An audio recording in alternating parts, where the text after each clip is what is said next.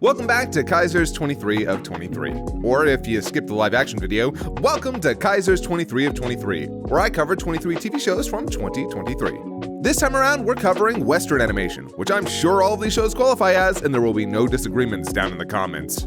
We also have a lot more to cover this time around, and not just because it's 7 shows instead of 6, but because we also have 6 honorable mentions. Which actually means we're going over 13 shows in this video. Yes, I absolutely regret giving myself this much work, holy shit. But hey, you didn't come here to watch me bitch. Well, I mean, not about this anyway. So let's just get right into it. Starting with Moon Girl and Devil Dinosaur. Moon Girl and Devil Dinosaur, a show with a soundtrack so good it got me back into making AMVs. Don't be mad 'cause I'm doing me better than you doing you. Nah, but seriously, while this show is absolutely aimed at kids, I cannot recommend it more. It's a beautifully animated, supremely imaginative, musically inspired, and aggressively adorable show all about the world's bestest boy and a brilliant young lady with Black girl magic in abundance. Its episodic nature follows our titular character's slow and hazardous growth as a hilariously mismatched but ultimately stellar dynamic dino duo, with the story centering around not just Lunella's struggles as a capeless crusader, but also problems with her friends, family, and neighborhood. Oft pretentious writers and critics can sometimes be a bit over-eager to call locations within a narrative characters in their own right.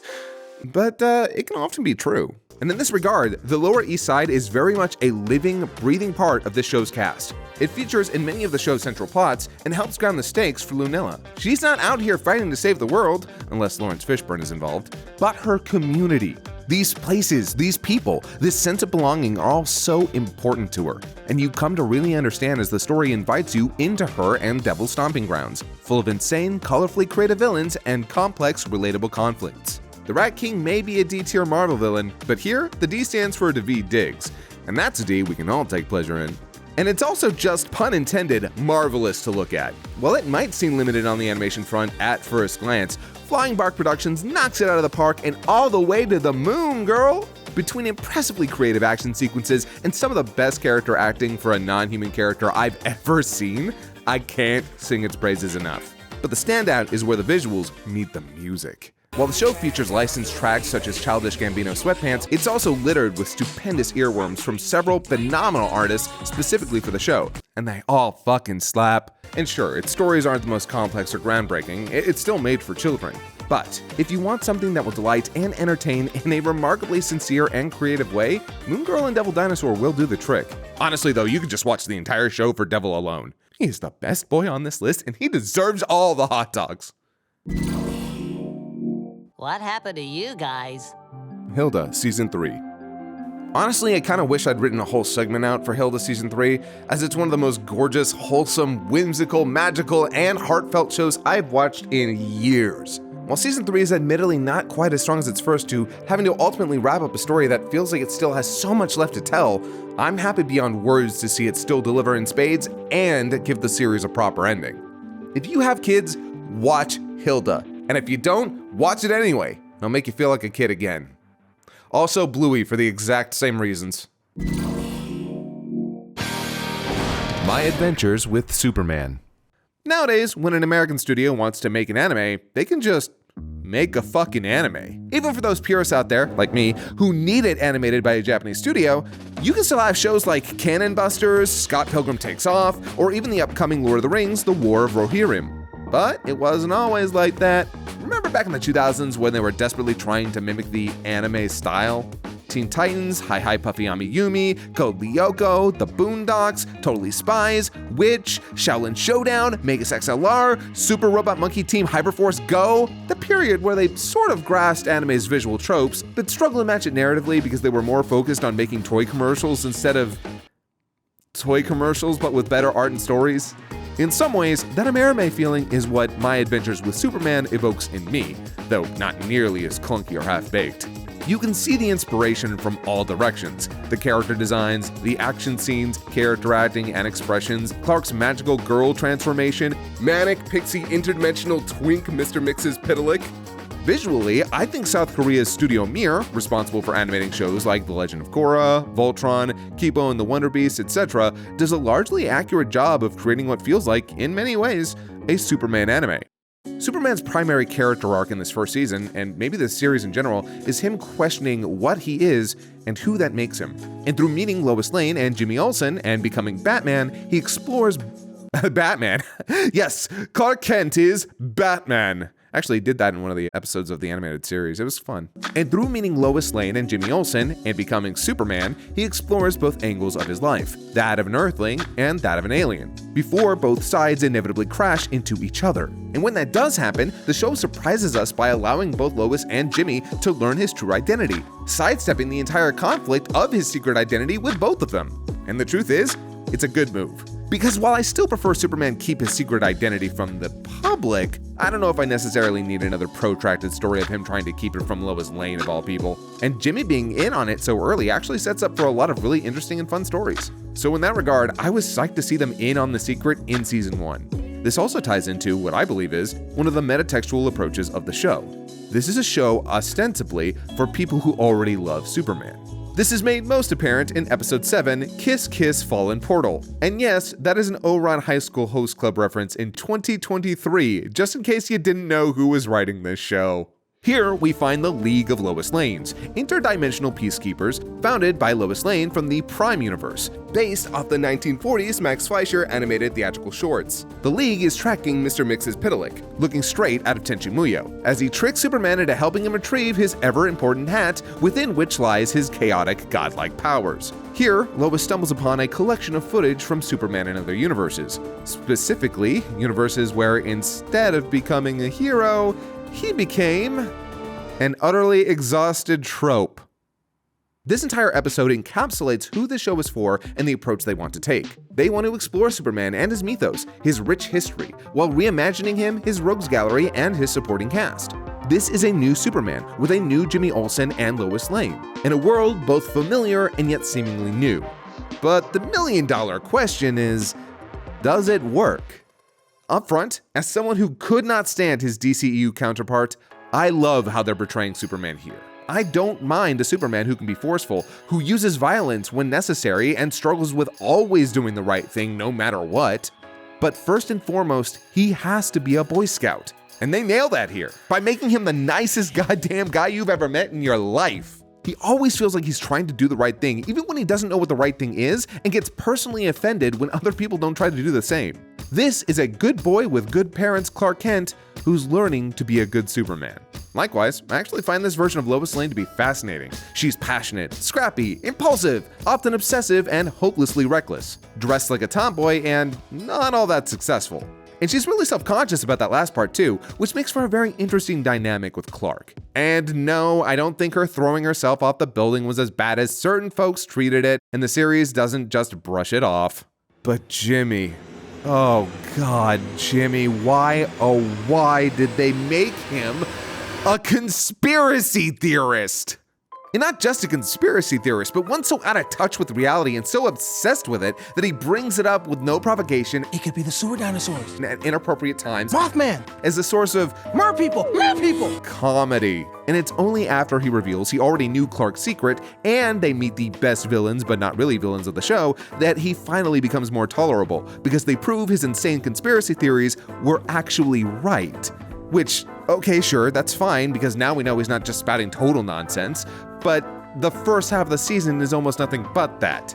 Also, the subplot of his rivalry with another streamer was too insufferable to be boring, because that character was also the worst.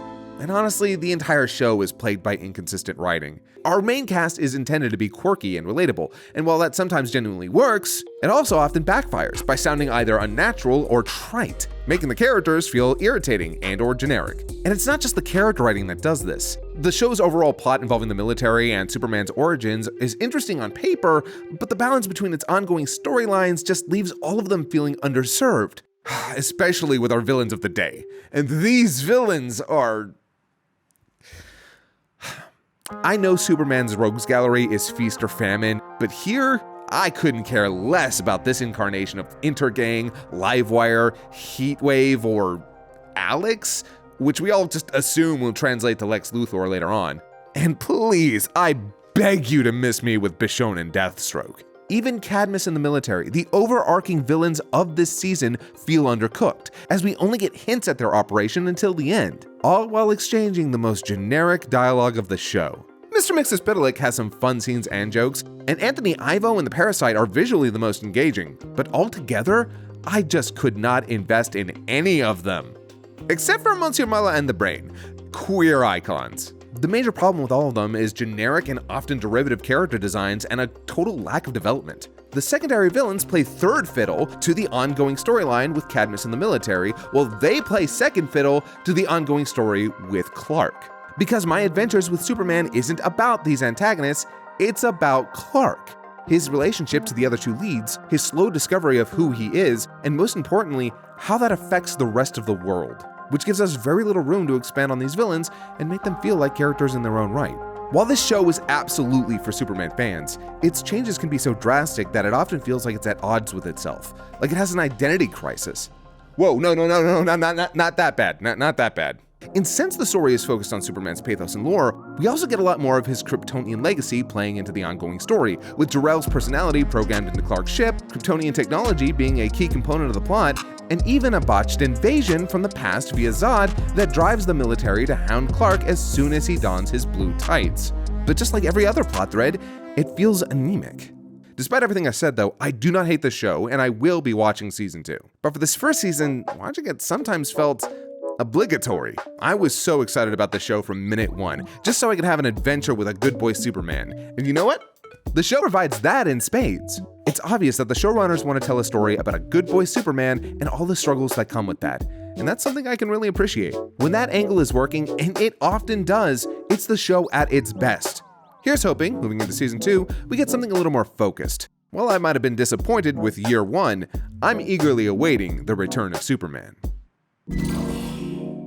God, we're cute. Harley Quinn, Season 4. Look, I still love Harley Quinn, okay? And this season still delivered in plenty of ways. Poison Ivy trying to lead her own brand, everything to do with Clayface, the incredibly weird dynamic of Harley and the Bat Family, and Talia's whole deal. But the character writing is obviously starting to take a hit, which is super disappointing after that stellar Valentine's Day special. There's just too many contrivances. Many of its cast, Lex Luthor especially, feel written out of character specifically to accommodate the plot. What they do with the Joker is legit disappointing, and its attempts to tackle the subject of women in corporate spaces is so ham-fisted, it's beating the shit out of Professor Pig. But hey, we still stand Harl Ivy, and you know my ass is gonna be back for season 5. Finally, after 2.5 years, we see the return of Robert Kirkman's. And with season 2, we find ourselves basically where we left off. We've had a little bit of a time skip, and poor Mark hasn't been feeling much like himself since his dad ran a train on him. There's a lot of moping, some coping, and even a little hoping, along with some creative uses of the multiverse via Angstrom Levy, who I'm hoping shapes into a better antagonist as the series develops. I also genuinely loved the clever homage to the New Adventures of Batman, with Midnight City, home of Darkwing, having an in-universe explanation for its red skies. Also, his sidekick assistant taking over for him only to go insane was a pretty neat reference and subversion. Also, it is just so nice to watch the writers get away from all the high school romance bullshit of season 1, which was arguably, no, objectively the worst part. Also, pleasantly surprised to see Omni-Man back already. I thought they were going to wait till the end of the season at the earliest, but nope, here he is, with one of the more interesting plot lines of the season. But unfortunately for this season, it does kind of feel like we're lacking direction, which isn't to say a lot of the setup that we've seen can't pay off, mind you. But whereas season 1 started off with one of the greatest hooks in adult animation, this season leads off by trying to juggle a ridiculous amount of side plots, and not all of them are half as fascinating as they're trying to be. Also, they kind of make a big deal out of the Muller twins changing up their status quo, only for them to get one scene before immediately undoing it. You know what they say, when life gives you lemons, cut down the fucking tree. Doesn't help that it feels like the art and animation have taken a bit of a hit this season, which is really disappointing following the stellar animation of its teaser trailer and some of the amazing highlights we saw in the Adam Eve special. It doesn't feel like it's gotten so bad that it's ruining the show, but it does feel generally less attractive. However, animation is incredibly difficult, time-consuming, and expensive.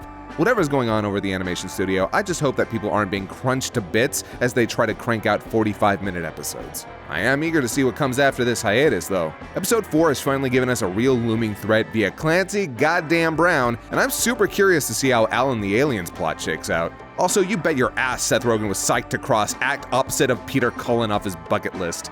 Good for him. Now, I know very little about where the series goes from here, except that it's gonna get weirder and wilder, and I am along for the ride. But please, can we stop putting my girl Debbie through it? Her emotional beatdown has almost been more brutal than Mark's literal beatdown. When we finally come back in March after the season break, just give me an episode where she and Donald get brunch. You're not popular at all. Velma. I watched this entire season, and let me be the billionth voice in the Discord chat. It is awful, offensive on every level. It feels like the show is dedicated to hating itself and you for watching it. And while I don't want to see the creators in The Hague like the rest of Twitter, you could not threaten me at gunpoint to give season 2 a chance. Also, eat me, Mindy Kaling. Kaling?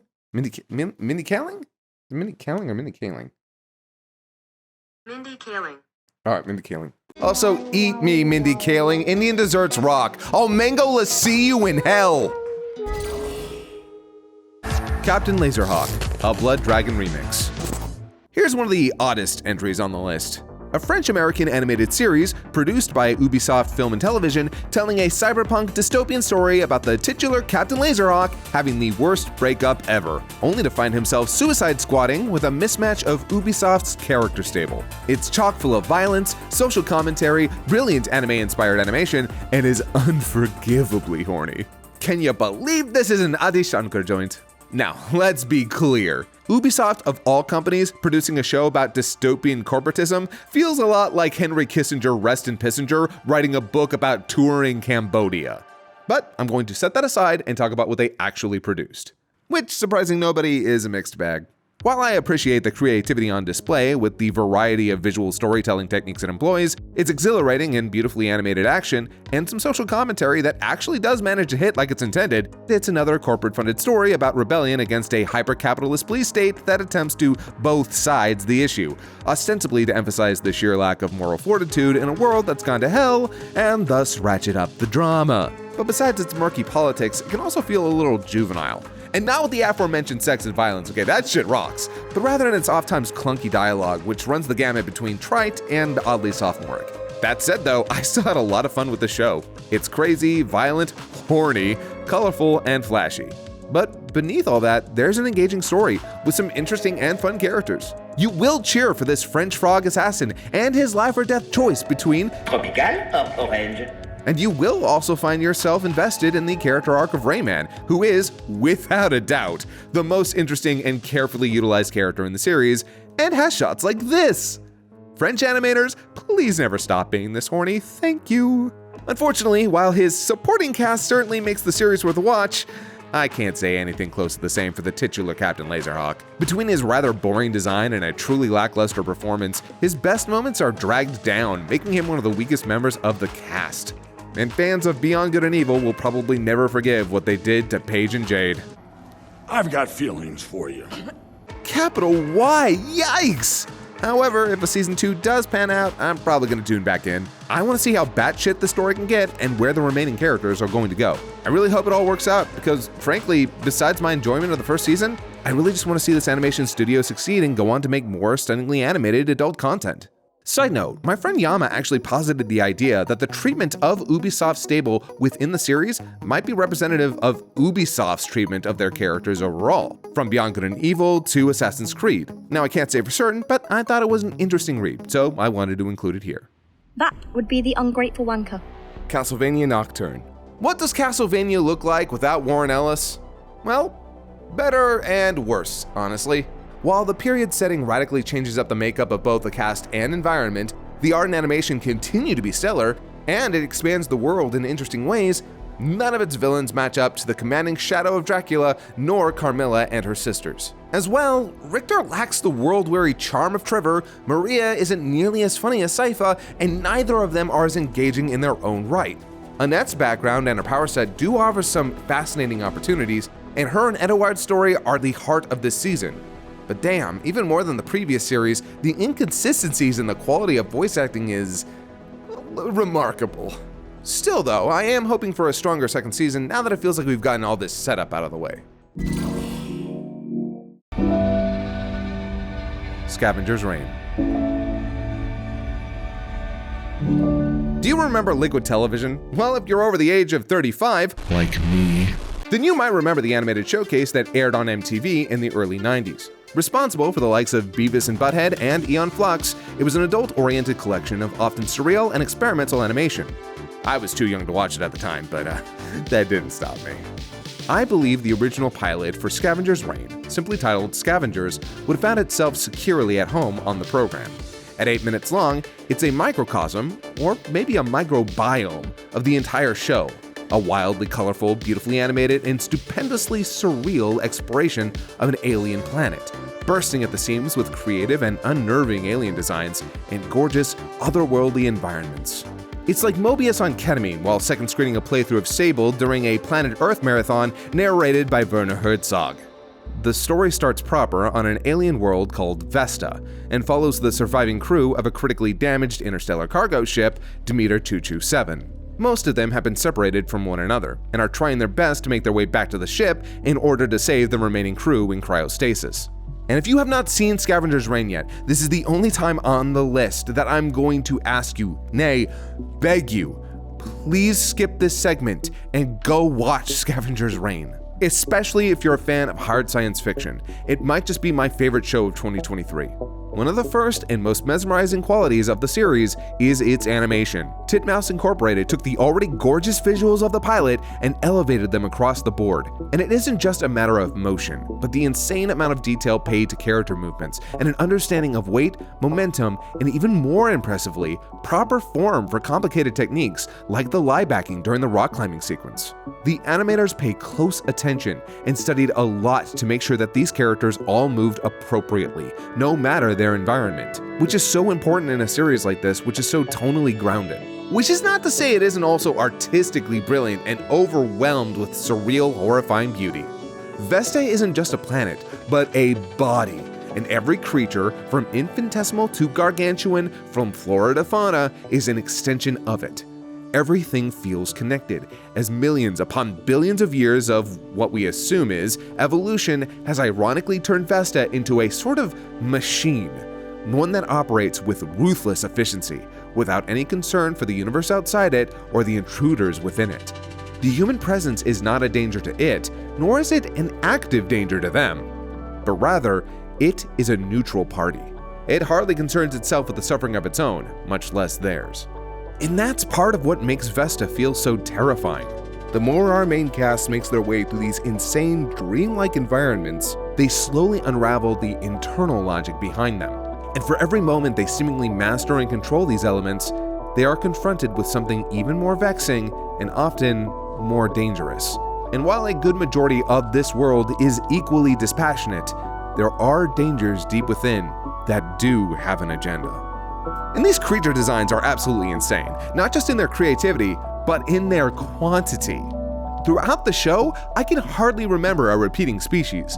Every environment has something new and imaginative, and it's always so phenomenal to watch how they fit into their environment, like puzzle pieces or cogs in that aforementioned machine. Everything has a place and pecking order, and if you're smart enough, brave enough, and sometimes desperate enough, you can figure out a way to use them to your advantage. But any level of overconfidence or lack of caution, and you could end up dead. Or worse. One of my absolute favorite storytelling techniques of Scavenger's Reign is how it will suddenly provide examples of its flora or fauna in action in its own unique and horrifying way, so you can have just enough understanding of what our cast is walking into. It has shown you Hitchcock's bomb under the table, but the bomb is a clone and the explosion turns you into a forest. Fuck, I love this show. Going back to our cast, they're all effective and interesting in their own right. Ursula and Sam complement each other really well with their combined expertise and trust in one another, but sometimes come into conflict over their priorities. Sorry Sam, but I agree with Ursula. I also wish to know more about this sleepy boy. Their story though is probably the most tragic. So much pain, so much struggle, only for things to come to an end just before the finish line. This shot will stick with me for years to come. Ozzy and Levi, though, are my personal favorite characters, with Ozzy being the best and Levi being my favorite, as Ozzy, with her sick-ass motorcycle and unrivaled tenacity, desperately tries to navigate the environment without a human companion. while Levi is too busy Philip K. dicking around, and ascending from ChatGPT to ChatGOD. Watching Levi develop into this robotic hybrid organism in touch with the planet itself is so fascinating, exciting, and slightly insidious, as you have no idea what exactly this evolution could bring until the end.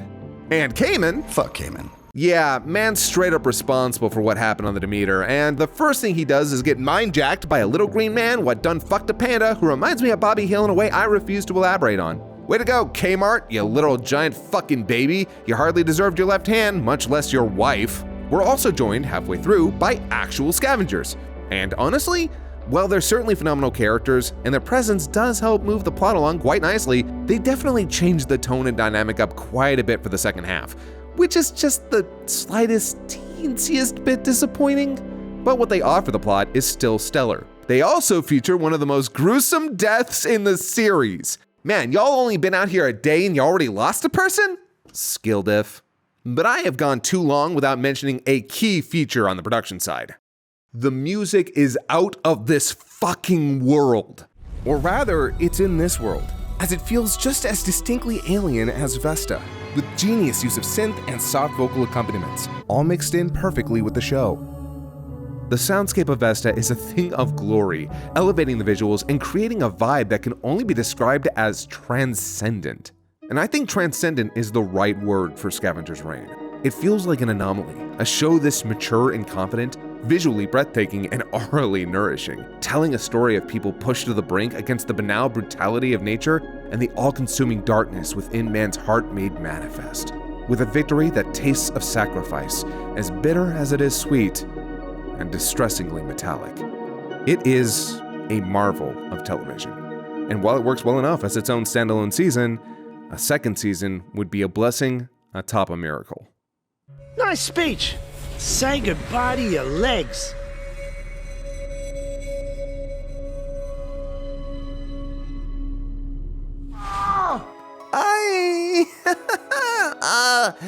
Never finished Adventure Time? Which means I probably definitely was not fully equipped to watch the show. But hey, look, I saw the first couple of seasons, watched a recap video, and picked up enough of the story through osmosis to basically understand everything going on. Obviously, I'm not getting the full effect, but you know what? That just goes to show you how good the season was. All that creative charm that I remember, with the added bonus of it being aged up for its audience, capitalizing on that by letting its characters and plot be a little bit more mature. And while I find multiverse stories increasingly insufferable, the Adventure Time universe actually has a long history of nailing these stories in incredibly poignant ways. Also, it's got Brian David Gilbert singing no less, and while Andrew Reynolds is basically every gay character in everything now, I still love him here. It's hilarious, shocking, wildly creative, and utterly heartbreaking. Also, I finally got my gay-ass little romance, so we out here winning. Questo mondo non mi renderà cattivo. This world can't tear me down. Questo mondo non mi renderà cattivo, or This World Can't Tear Me Down, is a sequel series to Zero Carcare's Strappare lungo I bordi, or Tear Along the Dotted Line. They both follow the series' creator, an Italian cartoonist living in Eastern Rome, with many facets of his life being represented through colorful visual metaphors, chief among them being a condescending, smart-talking armadillo who represents his conscience. And while the first series is less politically charged, more focused on the author's personal relationships and his mindset as a creator, This World Can't Tear Me Down is a heavily political series, all about the rise of fascism in Italy, the struggles of progressive activism and political discourse, and at the center of it all, the heartbreaking plight of refugees. And throughout its 6 episodes, it manages to be riotously funny, remarkably sharply written, emotionally devastating, and keenly in tune with the modern political landscape, attempting to offer a hilarious, yet nuanced and critical look at how fascism cultivates and thrives in our communities. It explores the gradient of people affected by and in direct conflict with political mismanagement and deceptive propaganda, and how important relationships can break down under the burden of taking a stand, or even just figuring out where you stand. One of my absolute favorite bits is how Zero will explain to the audience why he makes certain decisions in writing this show, in conflict with his conscience rebuking his pretentious attempts at either educating the audience or avoiding critique. They're incredibly relatable as a writer who's often afraid to handle serious subject matter and often feels the need to over-explain himself. But what's even more relatable is how he struggles with his role as an activist. He wants to think he can make a difference, but also feels that such a thought is narcissistic. He wants to critique his friends' decisions, but struggles with understanding their perspective. He wants to use his platform to talk about what matters, but is afraid it will cost him said platform. The entire subplot with Cesare is one gut punch after another. Whereas the first series took its time to get to the really serious stuff, this series is a rushdown fighter. Which isn't to say it's not remarkably funny or that it's depressing all the way through. It's one of the funniest shows I have seen all year, and that's saying a lot on a list this strong. There's a joke in the final episode about a continuity error that will stick with me for the rest of my life. Every joke is masterfully layered and fully committed to, but it's in conjunction with stupendous character writing that helps elevate both. I highly recommend both series, in their native Italian, where Zero Carcare actually plays himself, or their brilliant English dubs. And yes, I know, some of you are going to make a day trip up my ass for recommending an English dub of an Italian show. And I'm not saying it's better, but I'd rather people watch it than not. And if it being in the language they prefer does the trick, then don't argue with my tactics, just appreciate the results. Seriously though, Zero Carcare's writing is something special. I actually bumped an entire other show off the list down into honorable mentions just so I could talk about this show after I finished it. So if this gets even one person to give it a watch, then that would make this whole fucking list worth it. Huh. So is that what you consider activism? Getting people to watch a Netflix show? This is a YouTube video about cartoons I watched from 2023. Oh, I thought everything was political, Mr. Leftist content creator. Do not use the term content creator. You know what? Cut this bit. What a bunch of boomer nonsense. Praise Petey. A friend of mine recommended this series to me. I politely asked that they stop recommending things to me. No, but seriously, this show wouldn't have even been on my radar if said friend hadn't given it praise. Haha. And while it does have some genuinely funny moments, it's a slave to the rule of funny, eschewing writing consistent characters and stories so it can tell the same jokes for 10 episodes straight. But hey, after that cliffhanger ending, maybe season 2 will, oh never mind.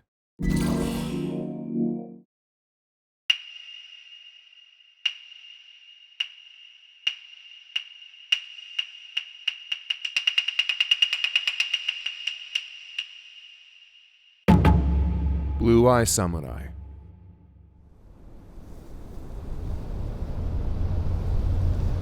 Two piercing blue eyes, a sword forged in orange fire, red blood on white snow.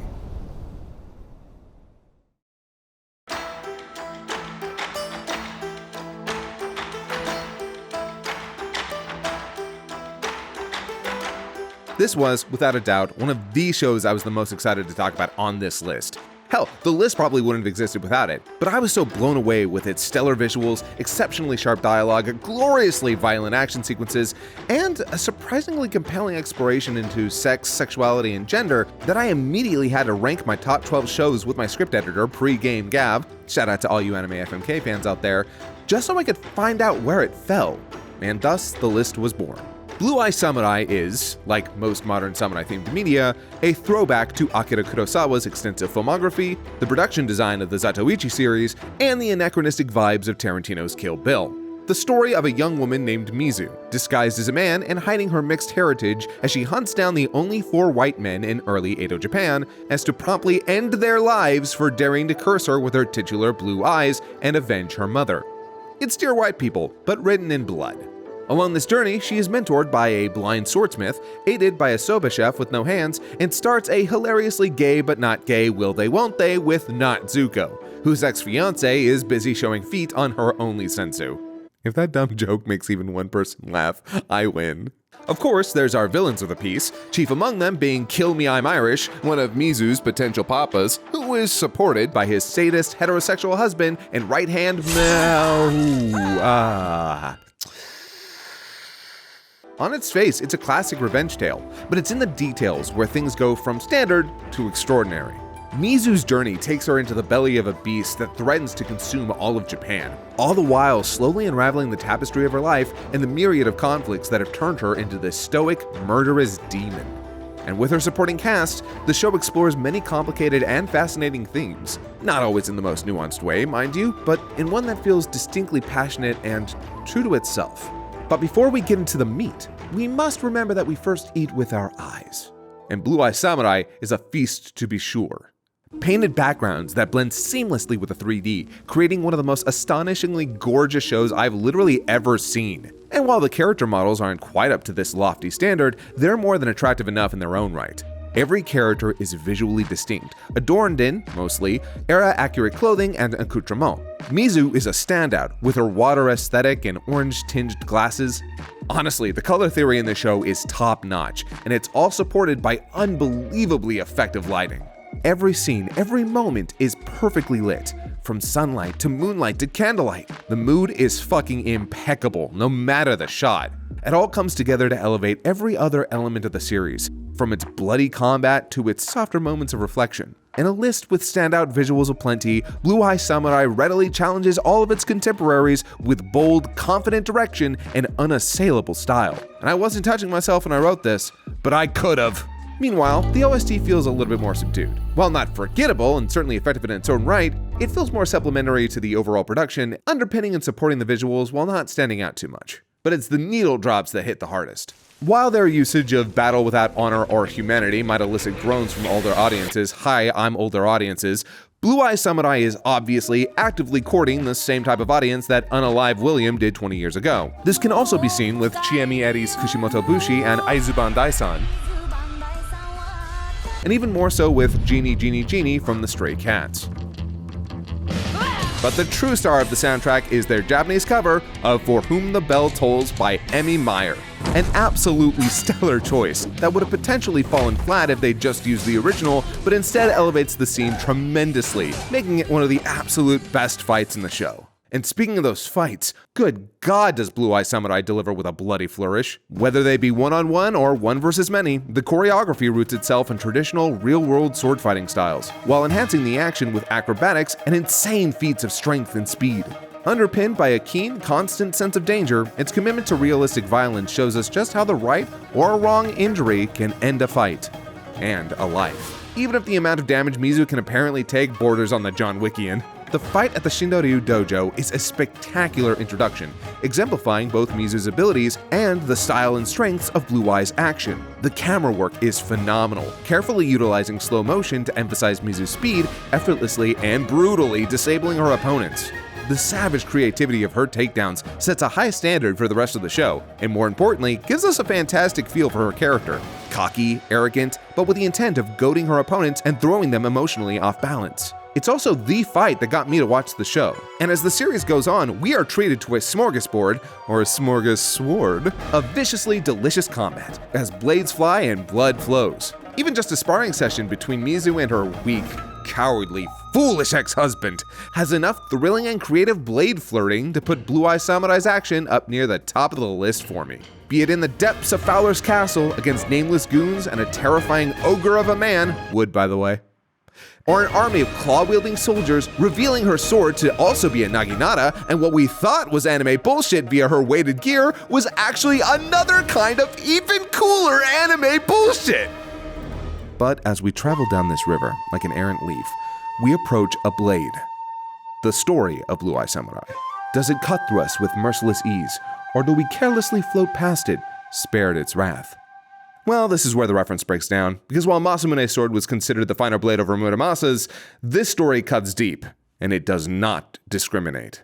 From a young age, Mizu, played by Maya Erskine, suffered merciless persecution. However, she soon comes across Master Eiji, or as I call him, Sword Daddy, voiced by the Keri Hiroyuki Tagawa. Blind but capable, and with all the expected wisdom of a character like this, he reluctantly invites her in, and slowly teaches her to smith, while she secretly studies the techniques of his clients. And throughout all this, she clings to a hatred that sits deep inside her, burning like a hot ball of molten steel that cannot be quenched. A hatred for both the man who wronged her mother, but also herself, for who and what she is. Worse, this hatred is only tempered when a golden, once-in-a-lifetime opportunity at love and peace is ripped away by cowardice and greed, betrayed by her husband and her supposed mother, leaving her more alone than she's ever been. And this loneliness, even more so than her hatred, is key to her character. As while revenge motivates her, it's trust and companionship that she truly needs, even if it's initially in service of said vengeance.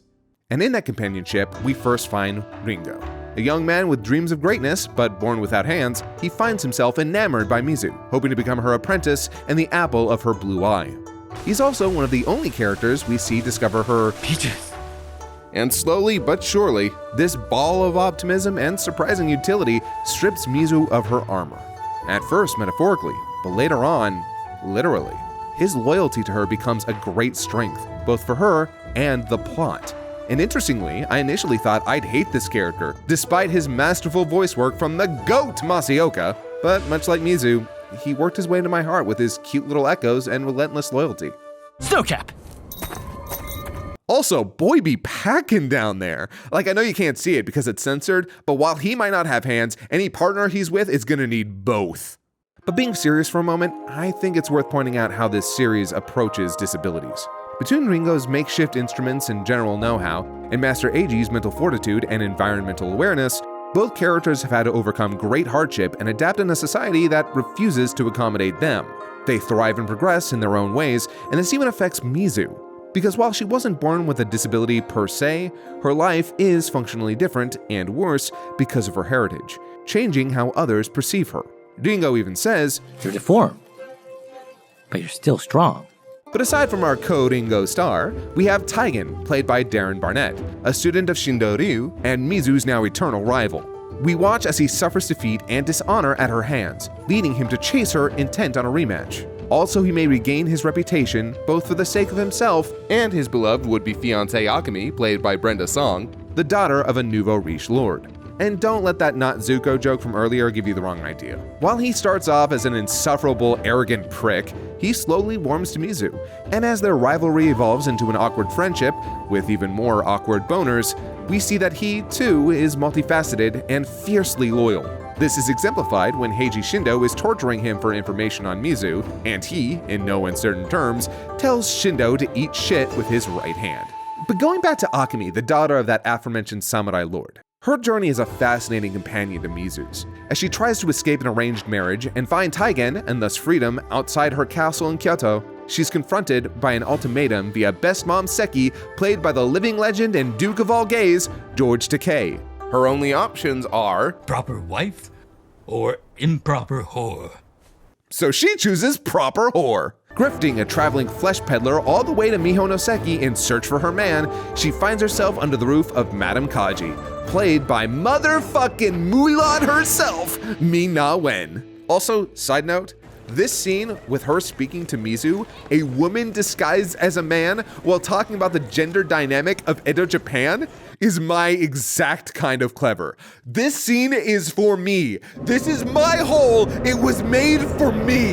And between Madame Kaji's brusque dialogue, there is no end to that sentence that matters, and the ruthless dynamic of the brothel, we find ourselves equally enthralled and disgusted as we slip into the crustiest sheets of the red light district. And Akemi is charged with a trial by fire.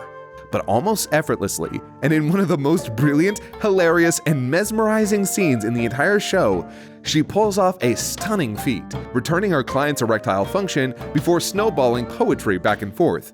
She delivers the best lines, but he gets the comeback. Where Mizu's story sees her stealthily exploiting the benefits of being a man in Edo Japan through the eyes of a woman, Akemi's story strides directly into the tiger pit that is living openly as a woman in this cruelly suffocating, unequal period. But despite it all, she maintains her agency, and whether she is forced to work within the confines of a gilded cage or deviant brothel, she always comes out the other side, standing tall with her dignity intact while paying her success forward to those who looked out for her. But what is a tale of revenge without a target? And there is no target bigger, rounder, or redder than Abijah Fowler, played by Kenneth Branagh? A cruel, loquacious, aspiring despot set on toppling the shogun, all to gain control of the country via a shadow government. And somehow, every line out of this man's mouth is a contender for best line in the show. No one murders so well as the British. It's our #1 export.